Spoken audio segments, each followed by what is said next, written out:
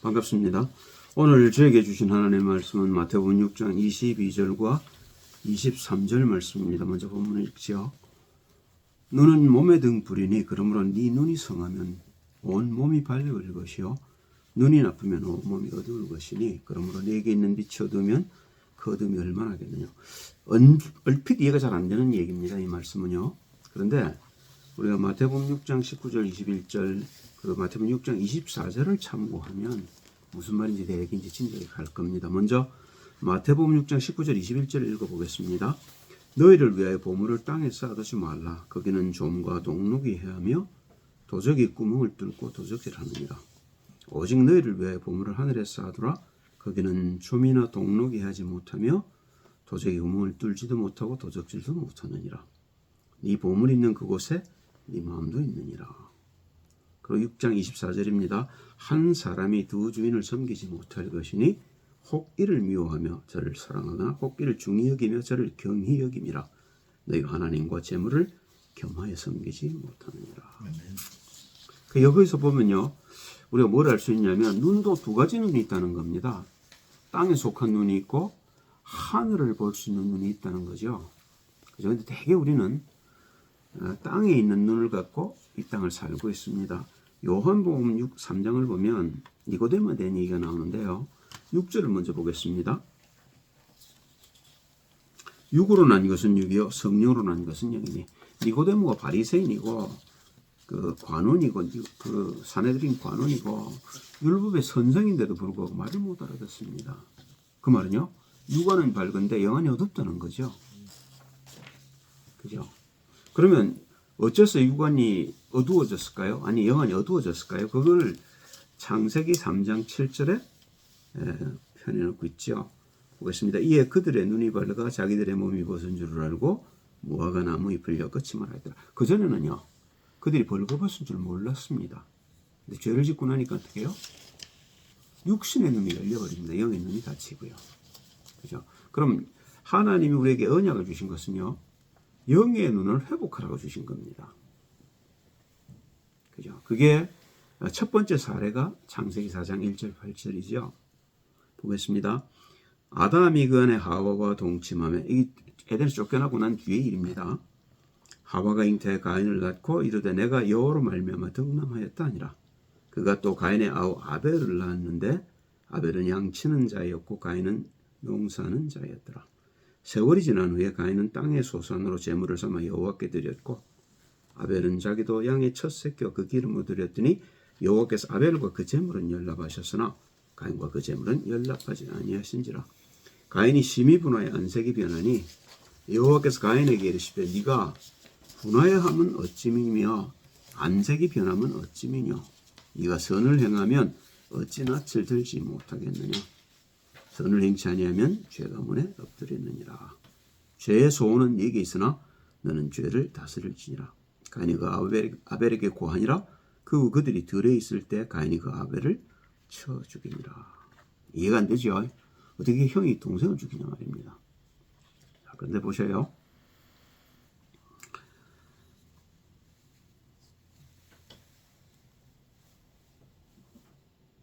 가인은 농사를 짓고 아벨은 양을 치는 자로 묘사가 되어 있죠. 가인은 현실적입니다. 땅을 보고 동중심의 삶을 삽니다. 그죠? 그리고 자기에게 가장 귀한 그 돈을, 물질을 주님 앞에 드렸는데 주님이 안 받으셔요. 그 말은요, 주님은 돈에 관심이 있는 것이 아니고 우리의 영혼에 관심이 있단 말입니다. 우리의 영이 주님께 돌아오는 데 관심이 있단 말입니다. 그 길로 주신 게 창세기 3장 21절이잖아요. 그죠? 양 가죽을 벗겨서 아담과 하와를 입혔는데 그게 아벨에게는 전달이 된 겁니다. 그래서 양과 그 기름으로 드렸더니 여호와께서 연락하셨다는 겁니다. 다시 말하면 하나님께로 돌아가는 길 언약을 붙잡았다는 겁니다. 그런데 가인은 언약을 들었는데도 불구하고 안 믿죠. 예수님, 하나님이 그 가인의 중심을 보시잖아요. 그거 얘기하시죠. 7절 아닙니까?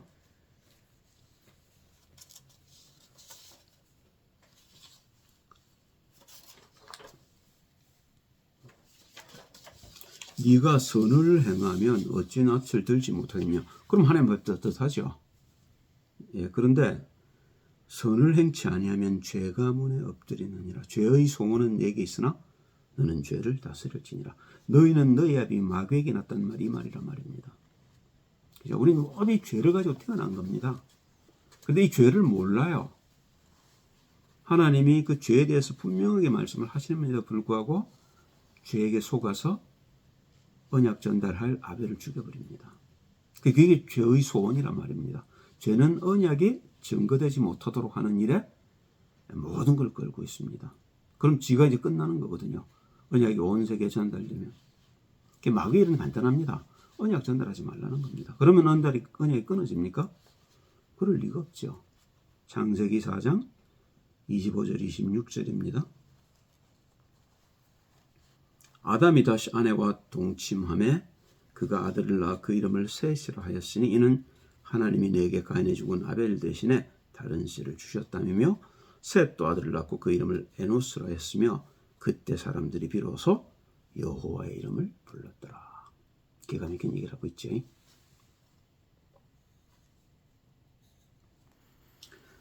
구약의 복음서라고 불리는 이사야서를 보면 왜 하나님이 예수 그리스도를 보내시는지를 알 수 있습니다. 먼저 이사야서 60장 1절 3절을 보겠습니다. 일어나라 빛을 발하라 이는 내 빛이 이르렀고 여호와의 영광이 내 위에 임하였음이니라. 보라 어둠이 땅을 덮을 것이며 캄캄함이 만민을 가리우려니와 오직 여호와께서 내 위에 임하실 것이며 그 영광이 내 위에 나타나리니 열방은 내 빛으로 열방은 비치는 내 광명으로 나오리라. 그렇죠. 어두움에 잡혔기 때문에 빛으로 이 어둠을 구하러 오셨단 말입니다. 자, 두 번째 말씀을 보겠습니다. 이사야서 35장 4절 5절이지요. 겁내는 자에게 이르기를 너는 굳세게 하라. 두려워 말라. 보라 너희 하나님이 오사 보수하시며 보복하여 주실 것이라. 이미 언약은 우리에게 주어진 겁니다. 구원은 이루어졌단 말입니다. 그가 오사 너희를 구하시리라 하라. 그때 소경의 눈이 밝을 것이며 귀머거리 귀가 열릴 것이며 영안의 눈이 열릴 거라 그 말입니다. 그죠? 하나 더 보겠습니다. 42장 5절 6절이지요. 하늘을 창조하여 펴시고 땅과 그 소산을 베푸시며 땅의 백성에게 호흡을 주시며 땅에 행하는 자에게 신을 주시는 하나님 여호와께서 이같이 말씀하시되 나 여호와가 의로 너를 불렀은즉 내가 네 손을 잡아 너를 보호하며 너를 세워 백성은 언약과 이방의 빛이 되게 하리니. 그렇죠? 그죠? 이방의 빛이 돼서 어두움 가운데 있는 자들을 불러내겠다는 겁니다. 이사야서 43장 7절 8절입니다. 물은 내 이름으로 일컫는 자 곧 내가 내 영광을 위해 창조한 자를 오게 하라. 그들을 내가 지었고 만들었느니라. 눈이 있어도 소경이요 귀가 있어도 귀머거린 백성을 이끌어내라. 영안을 열어줘라 그 말이죠. 한마디로 얘기를 하자면요. 예수님이 광야에서 어두움을 이기시고 갈릴리에 오신 후 처음 하신 말씀을 듣습니다. 마태복음 4장 17절 19절이죠. 이때부터 예수께서 비로소 전파에 가라사대 회개하라 천국에 가까웠느니라 하시더라. 지옥에 살고 있다 그 말이죠. 갈릴리 해변에 다니시다가 두 형제 곧 베드로라는 시몬과 그 형제 안드레가 바다에 그물 던지는 것을 보시니 저희는 어부라 말씀하시되 나를 따라오너라 내가 너희로 사람을 낚는 어부가 되게 하리라 하시니. 요전의 말입니다. 마태복음 4장 15절 16절을 보면 이게 분명해집니다. 보겠습니다. 스불론 땅과 납달리 땅과 요단강 저편 어두움에서 요단강 저편 해변길과 이방의 갈릴리여 흑암에 앉은 백성이 큰 빛을 보았고 사망의 땅과 그늘에 앉은 자들에게 빛이 비치었도다 하였느니라. 이사야서 9장 1절 2절 말씀을 인용해서 예수님이 자기가 오신 목적을 밝히시는 거죠. 마태복음 16장 13절 20절을 보면 주님이 중요한 질문을 하시죠.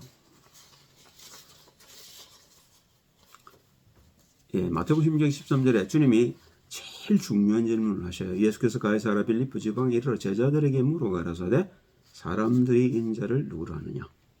가로되 더러는 세례 요한, 더러는 엘리야, 어떤 이는 예레미야나 선지자 중에 하나라 하나이다.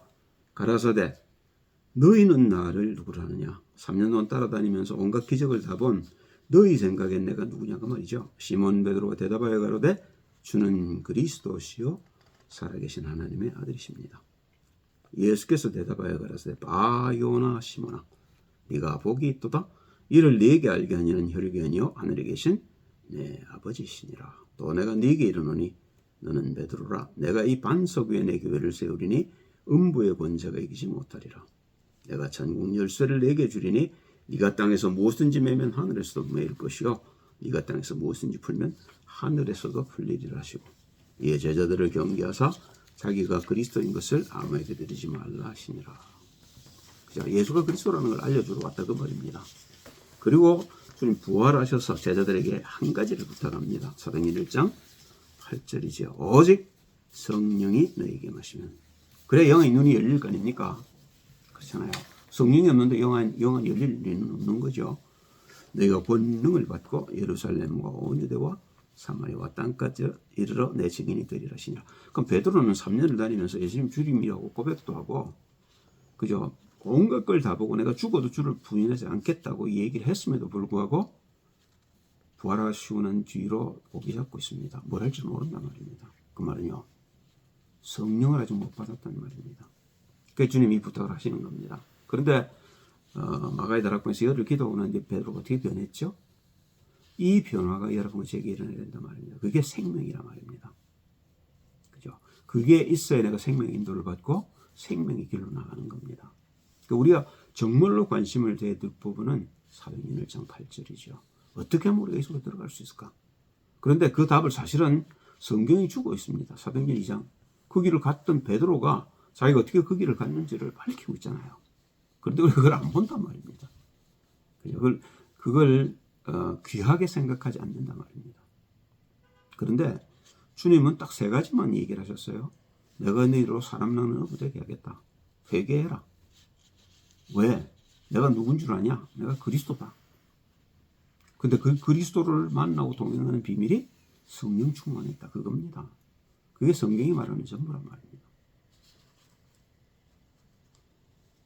자, 요한복음 1장 3절 4절을 보면요. 만물이 그로 말미암아 지은 바 되었으니 이 말씀 곧 예수지요. 지은 것이 하나도 그거 없이는 된 것이 없느니라. 그 안에 생명이 있었으니 이 생명은 사람들의 빛이라. 성령을 얘기하는 것이고 사실은 말씀을 얘기하는 거죠. 말씀의 덩어리가 예수 그리스도지 않습니까? 요한복음 8장 12절에 보면요. 예수께서 또 일러 가라사대 나는 세상의 빛이니 나를 따르는 자는 어두움에 다니지 아니하고 생명의 빛을 얻으리라. 그래서 따라오라는 겁니다. 그리고 요한복음 1장 12절에 보니까 요한이 뭐라고 얘기를 하셔요? 영접하는 자, 곧 그 이름을 믿는 자들에게는 하나님의 자녀가 되는 권세를 주셨으니. 우리가 성령 받는 방법을 얘기하고 있는 겁니다. 요게 시작이란 말입니다. 이게 끝이 아니고 많은 그리스도인들이 이게 끝이라고 생각해요. 난 구원받았다. 아니죠.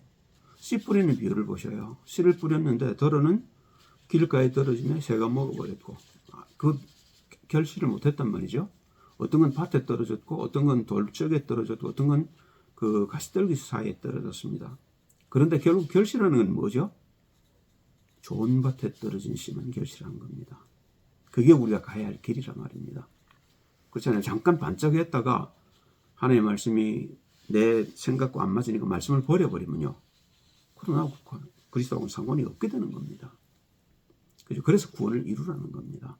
그런데 대부분의 경우에 사람들이 구원을 이루어가는 게 힘드니까 안 간단 말입니다. 순종을 안 해요. 그러니까 어떻게 해요? 가난을 못 가는 겁니다. 말씀을 줘서 순종해서 가난을 가라고 주셨는데 순종 안 하니까 어떻게 해요? 고린도서 10장에 보니까 멸망하였느니라 이렇게 얘기를 한단 말입니다. 바울이. 그리고 우리 보고 그런 본을 받지 말라는 겁니다. 사도행전 9장 17절 18절 이게 결론입니다. 이제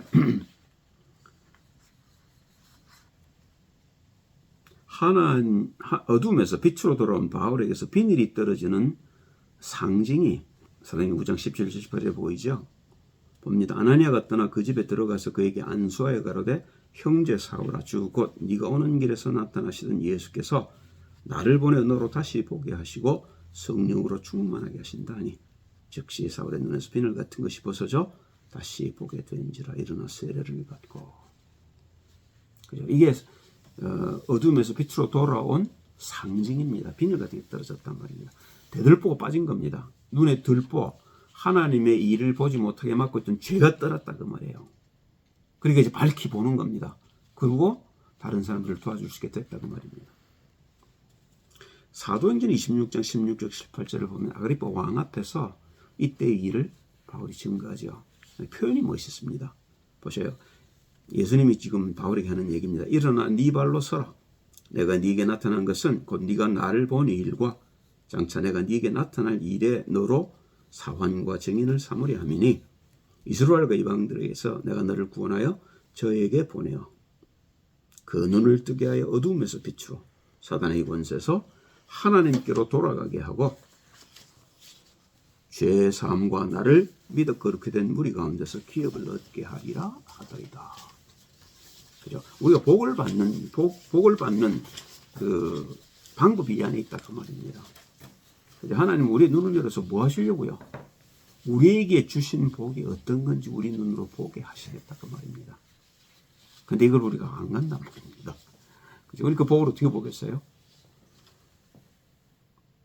에베소서 5장 8절에 보면 에베소 교인들에게 바울이 하는 얘기입니다.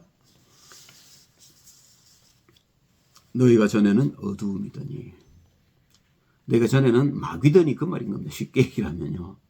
근데 이제는 뭐요? 하나님의 자녀다 그 말인 겁니다. 이제는 주 안에서 빛이라 빛의 자녀들처럼 행하라. 그래서 마태복음 5장 14절 17절에도 너희는 빛이라. 주님 그렇게 얘기를 하시잖아요. 너희는 어둠이라 이렇게 얘기를 하지 아니하시고 너희는 빛이라. 그 얘기를 사실은 제자들이 나중에 알아들었을 겁니다. 저도 최근에 이제 이 말씀들이 이해가 됩니다. 아, 그렇구나. 내가 그런 죄인이었는데 그리스도 예수로 말미암아 하나님의 말씀을 나를 조금씩 빚어서 의의 길로 나를 인도하셨구나. 그거잖아요. 그렇죠? 자, 고린도전서 2장 9절 11절을 보시면 우리에게 영적인 눈이 열리면 우리가 보게 될 것들을 바울이 밝혀놨습니다. 그죠? 이 목적 때문에 우리에게 영안을 주신다 그 말입니다. 기록된 바 하나님이 자기를 사랑하는 자들을 위하여 예비하신 모든 것은 하나님을 사랑하는 자에게는 어마어마한 것들이 준비되어 있는데 그건 눈으로 보지 못하고 귀로도 듣지 못하고 마음으로 생각지도 못했던 것 같다. 그렇게 얘기를 하시는 겁니다. 맞잖아요. 오직 하나님이 성령으로 이것을 우리에게 보이셨으니 그래서 성령을 주신 겁니다. 그래서 성령으로 우리를 진리 가운데 인도하고 계신 겁니다. 그래서 이런 것들을 보게 해주신다고 말해요. 오직 하나님이 성령으로 이것을 우리에게 보이셨으니 성령은 모든 것 곧 하나님의 깊은 것이라도 통달하시느니라. 사람이 사람의 사정을 사람이 속이는 영후에 누가 알리요. 이와 같이 하나님의 사정도 하나님의 영후에는 아무도 알지 못하느니라. 그 최고의 복은 뭐냐면 우리 성령 인도를 받는 겁니다. 그죠? 그러면 성령의 역사가 보이게 돼 있어요. 그죠? 근데 그 성령의 역사는 이제 믿음을 동반하게 합니다. 그래서 반드시 믿음에는 역사가 따르게 돼 있죠. 그걸 본 사람들은 사랑의 수고를 할 수 있게 되고 소망으로 인내할 수 있게 되는 겁니다. 기도하겠습니다. 할렐루야. 하나님께 감사드립니다. 영의 눈을 열고 육신의 눈으로만 살며 땅의 것 돈만 알던 우리에게 그리스도 예수를 주심을 감사합니다. 주님도 말씀하셨죠. 너희는 먼저 그의 나라와 의를 구하라. 그리하면 너희가 지금껏 구하던 땅의 것도 풍성하게 얻게 될 것이라 하셨지요. 우리의 마음의 눈을 열어 우리가 놓치고 살았던 하늘과 땅의 신령한 복을 보게 하옵소서. 예수 그리스도 이름으로